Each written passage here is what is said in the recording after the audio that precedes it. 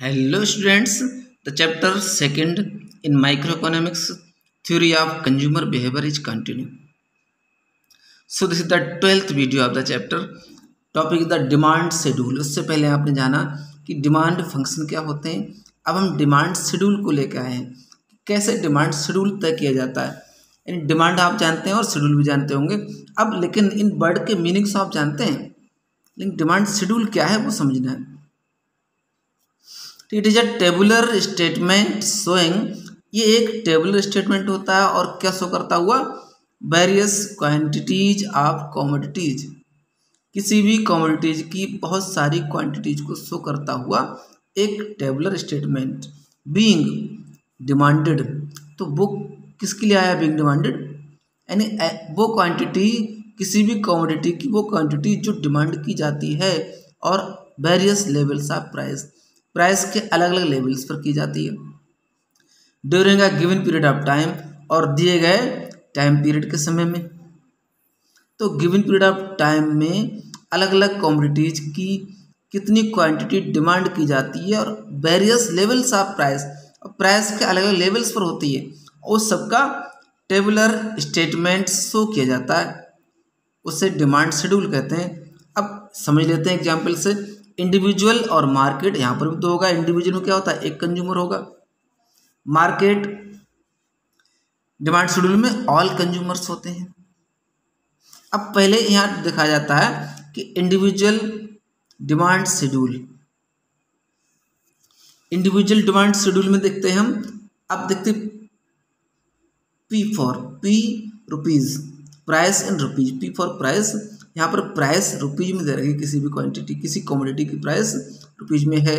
अब Q and D क्या indicate करेगा, क्वांटिटी डिमांडेड इन यूनिट्स में. अगर किसी भी गुड्स की कीमत 1 रुपया है तो आप 5 यूनिट्स को डिमांड करेंगे. 2 रुपीज प्राइस है तो 4 की डिमांड करेंगे. 3 प्राइस है तो 2 की डिमांड करेंगे. 3 की प्राइस करेंगे. देखिए 3 प्राइस है तो 3 डिमांड है, यहाँ बराबर आ जाते हैं दोनों. और 4 प्राइस है तो प्राइस बढ़ रही है, देखिए यहाँ पर, और क्वांटिटी घटती जा रही है तो 2 की डिमांड करेंगे आप. और जब प्राइस बहुत बढ़ जाती है तो 1 ही खरीद पाएंगे आप. तो प्राइस और क्वांटिटी डिमांडेड में यही तो एक फंक्शनल रिलेशनशिप है. ठीक है. ठीक वैसे ही मार्केट में आता है. मार्केट शेड्यूल में प्राइस यहाँ पर दे रखा है, डिमांड दे रखी है, लेकिन डिमांड किसी एक्स कमोडिटी की डिमांड है. ठीक है. एंड डी वाई, देन अब डी वाई के बाद क्या होता है, इन दोनों का टोटल होता है. देखिए एम एंड डी, और एक्स प्लस वाई, एक्स और वाई कमोडिटी का. तो एक्स कमोडिटी, वाई क्या है, देखिए इसका वाई को हमने पीछे देखा था, तो वाई इंडिकेट करता है हमारी अर्निंग के लिए. तो अब मार्केट डिमांड में प्राइस अगर 1 है तो हम 5 क्वांटिटी डिमांड करेंगे. 2 है तो 4, और 3 है तो 3, और 4 है तो 2, एंड 5 प्राइस है तो केवल 1. प्राइस ज़्यादा है तो डिमांड कम होगी. ठीक है. लेकिन अर्निंग के हिसाब से डिमांड बढ़ जाती है तो क्या करते हैं हम, देखिए अर्निंग 6 होगी और 5 डिमांड है हमारी, तो 5 + 6 11, 4 + 5 9, 3 और 4 7, 2 3 5, 1 और 2 3. तो ये इंडिकेट करता है मार्केट डिमांड को. आगे बढ़ते हैं देखिए स्लोप की ओर. तो डिमांड कर्व कैसे बनाया जाता है, graphical representation of demand schedule. Demand schedule का ग्राफिकल रिप्रेजेंटेशन. ठीक है. अब देखिए इसे कहते हैं individual demand curve, IND for individual, जो मैंने फर्स्ट एग्जांपल दिया था इस टेबल के अकॉर्डिंग. तो यहाँ बाई एक्स पर हम प्राइस लेंगे और एक्स एक्स पर क्वांटिटी डिमांडेड. प्राइस देखिए 0 से लेकर के 1 2 3 4 5 तक जाती है. अब क्वांटिटी डिमांडेड है 1 2 3 4 5. अगर 0 प्राइस है किसी चीज़ की तो हम सीधा 5 लेंगे, फ्री में मिल जाएगा. तो 1 प्राइस है तो क्या लेंगे, देखिए 0 प्राइस है तो उससे ज़्यादा ले सकते हैं 6 तक.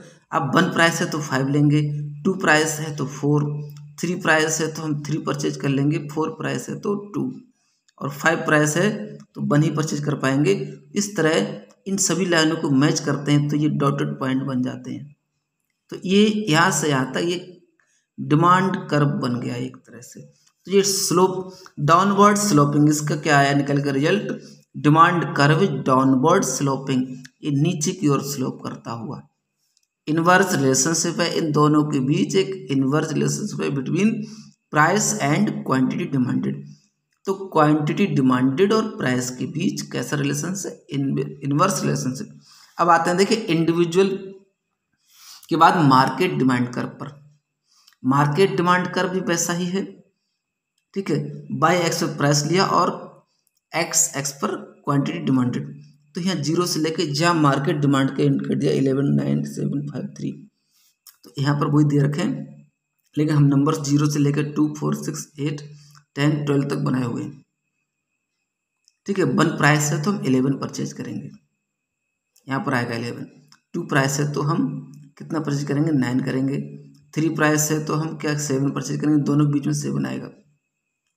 4 है तो कितना परचेज करेंगे हम, देखिए 5, और 5 है तो 3 परचेज किया जा रहा है यहाँ। इस तरह ये भी, इसका भी कर्व क्या आएगा, स्लोपिंग डाउन। तो downward sloping curve it has also the inverse relationship. तो ये समझ में आएगा स्टूडेंट आपको। तो आगे इस इन वीडियोस को आप पॉज करके दोबारा देखिएगा और समझने की कोशिश कीजिएगा, ठीक है। और स्क्रीनशॉट लेके आप नोट भी कर सकते हैं। वैसे मैं इस नोट्स की PDF भी आपको सेंड करूँगा, ठीक है।